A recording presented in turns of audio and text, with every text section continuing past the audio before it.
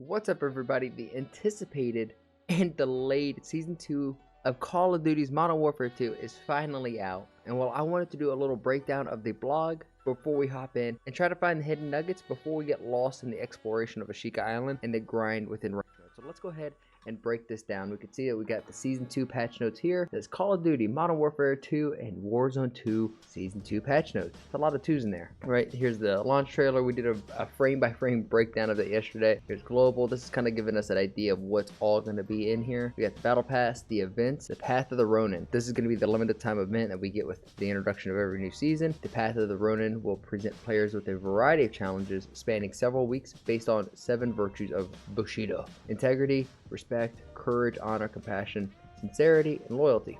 I love this. These are going to be like 7 challenges to get you like weapon charms, emblems, stickers, all that fun jazz. The ranked mode is going to have an actual SR with it, which is just nice. Like, this ranked mode seemed pretty much perfect. I'm actually kind of shocked, to be honest. It says at the start of Season 2, the prestige rank cap will be increased to prestige 9, with the level cap increased to 450. Specifically, can players unlock new prestige ranks? Okay, well, this is just having to do with prestiges. We'll get to the ranks later on, I guess. We got the new weapon, the ISO Hemlock. This seems, from what I've been watching on like some Twitch streams and whatnot, it seems to be a pretty solid gun right off the rip. You have the KV broadside shotgun, you know, the dual Kodachis. I don't know why every Call of Duty has to have a crossbow in it, but you know what? To each its own. Here's a little section on weapon tuning. Our goal for weapon tuning has always been to deliver an experience that provides players with deep customization for their favorite weapons, building a unique loadout for precision personal playstyle. After examining weapon tuning in Season 1, we want to offer more value for players by evaluating the pros and reducing the cons of tuning attributes. We are committed to making the system more rewarding for players going forward without the sacrifice of overall weapon balance across the game. The result of this adjustment will generally be felt as an increase in overall impact of attachments, with the effects of tuning becoming more significant. So tuning has been enabled for laser attachments. Wait, what? Tuning sliders have been updated for numerous attachments. Some beneficial tuning attributes have been increased, some harmful have been decreased. Wow, okay, that's kind of insane actually. Weapon balancing, this is what we all came for. What is going to get nerfed to the ground and what is going to get buffed and rise above the rest? And the M13 is at the top, and I think we might be seeing a M13 meta here, because we get increased damage at mid-range and increased upper body torso damage. So long that you're able to hit somebody's upper body, the M13 just got a buff and damage. Obviously, we got the 7.62, which is the AK, the bigger version of the AK. You got the 545 AKU, you got the 7.62. Well, it has a small damage reduction, but added additional long range damage fall off. So a double nerf. So not only does it do less damage, it has longer fall off. Okay, well, that sucks. The STB, the M4, the Lockman 555, they did not get touched. Battle rifles, the 7.62 decreased full auto headshot and torso damage. Overall, Lockman 7.62 got nerfed, which I don't understand. It was already bad. F-Tac Recon got a little bit of a buff. The SO40 increased semi-auto rate of fire, increased long range damage, reduced semi-auto headshot damage, added minimum damage against armor. Okay, that's actually not bad. TAC V decreased mid-range damage, increased semi-auto torso damage, reduced semi-auto leg damage. So basically the TAC V got nerfed, which is good, because that TAC V was too good compared to all the other battle rifles, so it was kind of crazy. Handguns, X13 auto, reduced damage while using akimbo, thank god. Increased lower body damage, increased close range damage, increased damage distance. Just don't use the full auto, or don't use akimbo, and this thing still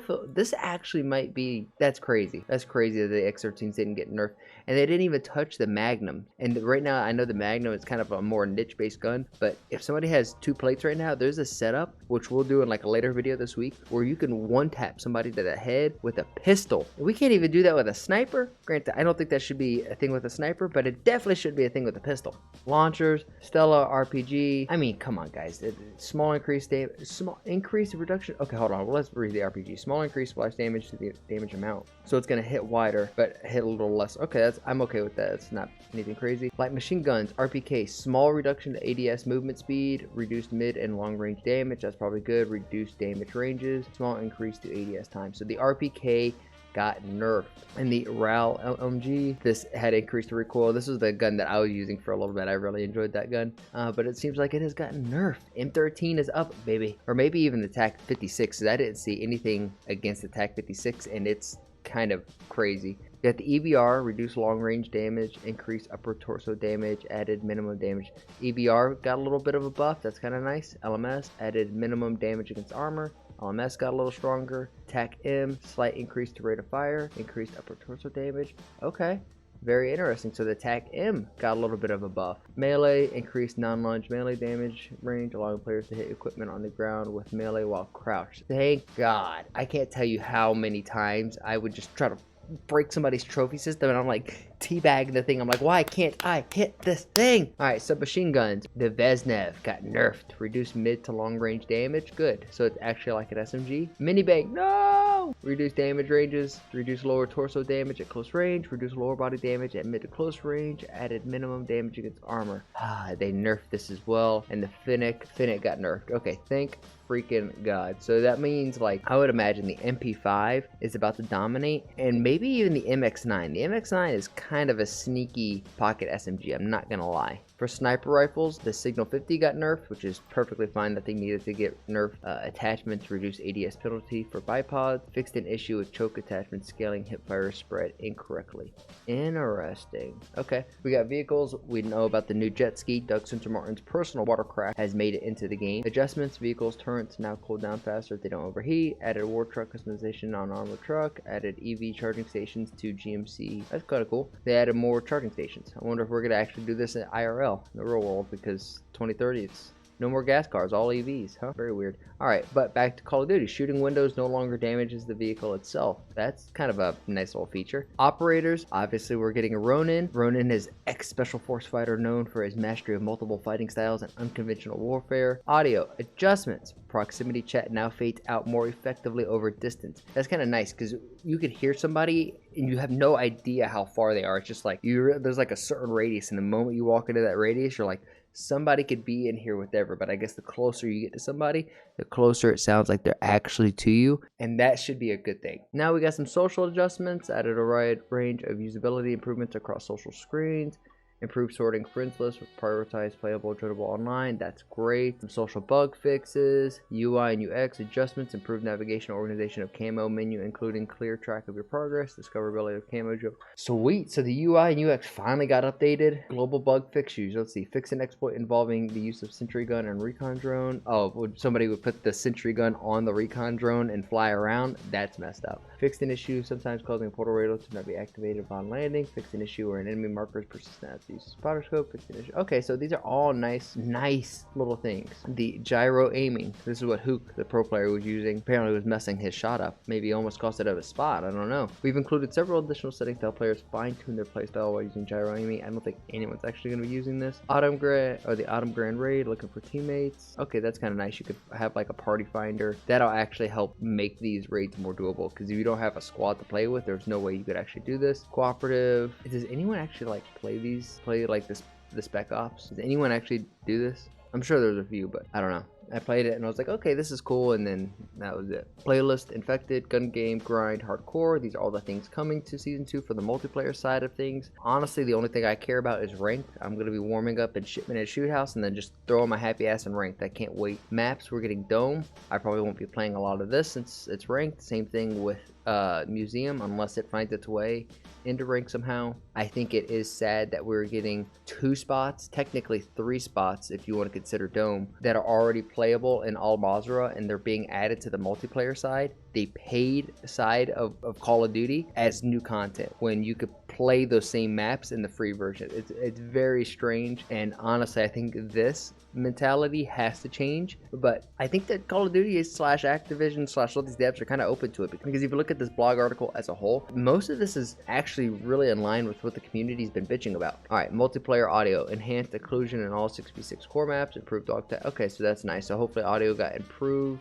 Ranked play. This is what Daddy wants. Ranked play is now live and available to all players who have reached level 16. So you might not be able to get it until you get to level 16 in the new season. Very interesting. Playing competitive 4v4 matches using the same map modes Call of Duty League. We already know all of this. This is going to be the SR, the skill rating and divisions. Test yourself against your peers and track the progress with visible SR skill rating that determines your place across 8 skill divisions. All players begin our first competitive season in Bronze 1 with 0 SR. Players increase their SR by winning matches and lose SR whenever they lose matches. I love it. Both individual and team performances will impact how much SR you lose, gain per match. In higher skill division, teams' performance have a bigger impact on SR gained or lost, so all that winning playstyles are more consistently rewarded. Oh, okay, I like that. Players can progress through 8 skill divisions by reaching SR milestones. You got bronze, silver, gold, platinum, diamond, crimson, iridescent, and top 250. And I think it's going to say it down here, but once you get past gold, at the end of the season, you're going to get a special operator skin to show off where you actually made it within that season. I think this is great. And then with each tier, there's 3. So you can be bronze 1, 2, 3, silver 1, 2, 3, gold 1, 2, 3, so on and so on. Division tier, all division except for iridescent have 3 tiers. Okay, that makes sense. Tier 1, 2, that's what I was just saying. Show off your skill. It's easy to see which division someone is in Modern Warfare 2.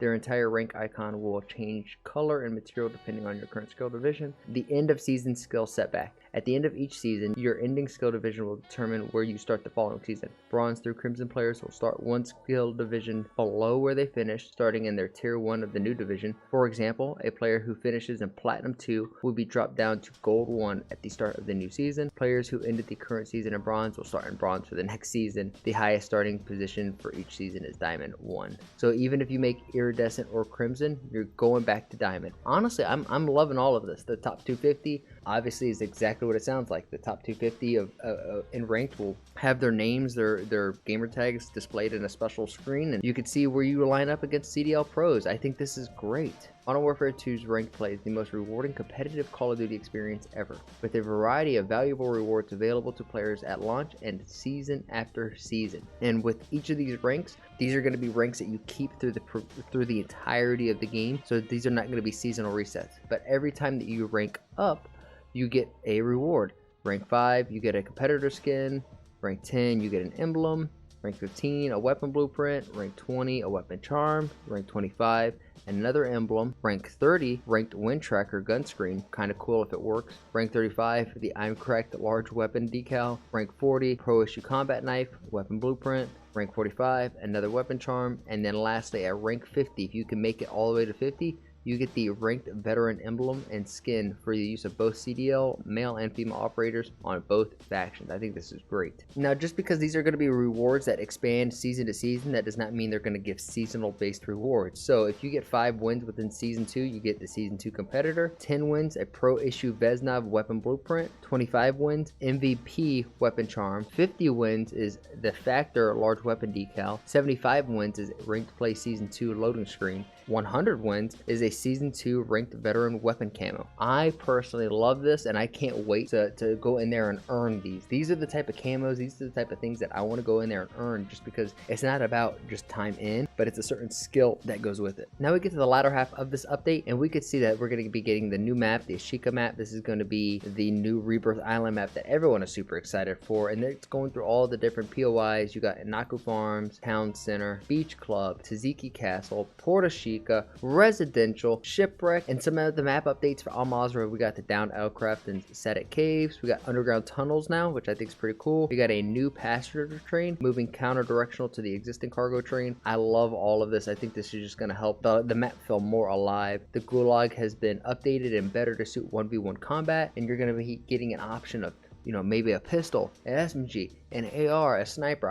I'm super down with all of this. And the last thing I really wanted to cover on this was the event that is happening within Ashika Island. So when you first get in, these are the things that you're going to want to know about when you drop in, because like the Restore Honor, which is a new recovery mechanic. It comes at the start of the season. Every player in Resurgence will drop a dog tag upon death once per match, which can either be picked up by a squad member or themselves by redeploying. Doing so grants a small cash reward as well as a single UAV ping that marks both enemy threats and nearby supply boxes. Easy regain, you get to see where people are at. I love this. If a player recovers their own fallen soldier tag, one or their belonging teammate, they get a 50-meter long ping and the normal 300-meter UAV and $1,000. That's actually not bad. The money reward will only be available once, but the pings will be given each time the honor is restored thereafter. Very cool. This is going to be a new contract. It's called Search and Seizure. Recover a stolen vehicle protected by local mercenaries and transport it to a safe location for extraction. avoid the enemy deterrents and ambushes along the way. I want to know, is that like, do you get a vehicle with a turret on it? Like, why do this? What's the reward for this? You got the data heist. This is going to be the new public event, like kind of like jailbreaks are a public event. Data heist is going to be one, and it's a public event where laptops with enemy intelligence are spawned around the map, giving players the opportunity to steal data for intel for themed rewards like a UAV and advanced UAV. Downloading the data, however, takes time, and players will need to defend their download against AI defenders and other players. You got the redeploy drones, interact with the cables suspended with a heavy lift drone to ascend skywards and quickly relocate. I love this, except for the AI. I think we don't need to add AI, we need to take them away. But all of these changes, all in all, I think are really good changes. And I'm super excited to see what the future of Call of Duty is looking like, because right now I think it's looking bright, and I think so far, off of just my initial impressions, this season update is a dub. But I want to know what you guys think. If you like the energy that I'm putting out there, if you like the fact that I'm taking time out, breaking down the full blog article so that we don't miss anything, then go ahead, spread that love on the like and subscribe button. At 500 subscribers, I'm going to be giving away a copy of Modern Warfare 2 to one of you beautiful bastards, and you guys can help me reach that goal by sharing this video with your friends. That way they stay in the loop and you've helped out your friendly neighborhood content creator.